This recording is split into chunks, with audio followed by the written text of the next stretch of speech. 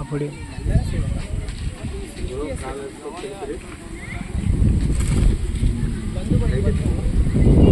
ಖಾನಾಪುರ ತಾಲೂಕಿನ ಲಕ್ಕೆಬೈಲ್ ಗ್ರಾಮ ದೇವಿಯ ಒಂದು ಮಂದಿರದ ಪರಿಸರದಲ್ಲಿ ನಾವು ಇವತ್ತು ನನ್ನ ಮಂದಿರ ಇವತ್ತು ನನಗೆ ಪತ್ರೆ ಗಿಡ, ಬನ್ನಿ ಗಿಡ, ಅರಳಿ ಗಿಡ ಇವುಗಳನ್ನು ಹಚ್ಚಿ ಬೆಳೆಸುತ್ತೇವೆ ನಾವು, ನೀವು ಕೂಡ ನಮಗೆ ಸಹಕಾರ ಮಾಡಿ ಎಂದು ಕರೆದರು. ಆದ್ದರಿಂದ ನಾನು ಖಾನಾಪುರ ತಾಲೂಕಿನ ಲಕ್ಕೆಬೈಲ್ ಗ್ರಾಮದ ಅನ್ನ ತಮ್ಮಂದಿರ ಜೊತೆ ಇವತ್ತು ಈ ಸೇವಾ ಕಾರ್ಯದ ಕೆಲಸ ಮಾಡಿ ರೂಢಿರಿ.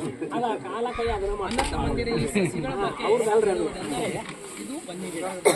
ಈ ಬನ್ನಿ ಗಿಡ ನಾವು ವಿಜಯದಶಮಿ ದಸರಾ ಹಬ್ಬದಲ್ಲಿ ಮಾತ್ರ ಪೂಜೆ ಮಾಡ್ತೀವಿ ಮತ್ತು ಅವತ್ತು ಮಾತ್ರ ನೆನಪು ಮಾಡ್ತೀವಿ, ಸರಿಲ್ಲ? ಆದರೆ ಪೂರ್ವಜರು ಆ ಥರ ಯಾಕೆ ಬನ್ನಿ ಗಿಡವನ್ನು ಪೂಜೆ ಮಾಡಬೇಕು? ಬನ್ನಿ ಗಿಡವನ್ನು ನಾವು ಏನು ಅಂತೀವಿ ಪೂಜೆ ಮಾಡ್ತೀವಿ ಅಥವಾ ಉಪಯೋಗ ಮಾಡ್ತೀವಿ ಅಂದರೆ ಆದರೆ ಇದರ ಎಲೆಯನ್ನು ಬಂಗಾರ ಒಂದೊಂದು ಎಲೆಗೂ ಕೂಡ ಪೂರ್ವಜರು ಬಂಗಾರದ ಯಾಕೆ ಬಂಗಾರದ ಬೆಲೆ ಅಂತ ಬಂಗಾರದ ಬೆಲೆಯನ್ನು ಈ ಸಸಿಗೆಲ್ಲ ಈ ಎಲೆ ಬಂಗಾರದ ಬೆಲೆಯನ್ನು ಕೊಡಬೇಕು. ಬಂಗಾರ ಕೊಡುವ ಪದ್ಧತಿ ಇಟ್ಕೊಂಡ್ರು.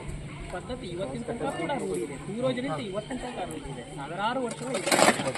ಕಾರಣ ಪ್ರತಿಯೊಂದು ಈ ಬನ್ನಿ ಗಿಡದಲ್ಲಿ ದೈವಿ ಶಕ್ತಿ ಆಮೇಲೆ ಸಾಕ್ಷಾತ್ ಆಮೇಲೆ ಸಾಕ್ಷಾತ್ ದೇವಿಯ ವಾಸವಿರುತ್ತದೆ. ಆದ್ದರಿಂದ ಪೂರ್ವಜರು ಈ ಬನ್ನಿ ಗಿಡವನ್ನು ಬಂಗಾರದ ಒಂದು ರೂಪದಲ್ಲಿ, ಬಂಗಾರದ ಬೆಲೆಯ ರೂಪದಲ್ಲಿ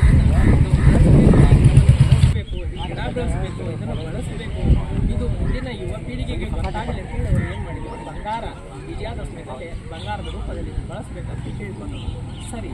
ಇವತ್ತು 2018-19 ಬಂಗಾರದ ಬೆಲೆ ಗೊತ್ತಾಯ್ತು. ಯಾವುದು ನಿಜವಾದ ಬಂಗಾರ?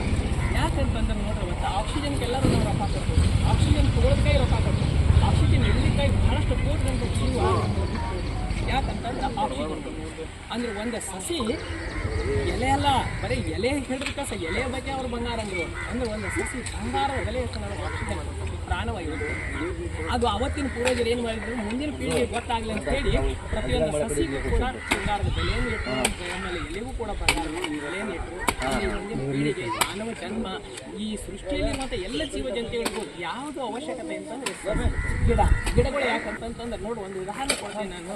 ಅನ್ನ ತಮ್ಮಂದಿರ ಒಂದು ವಿಚಾರ ಮಾಡಿದೆ.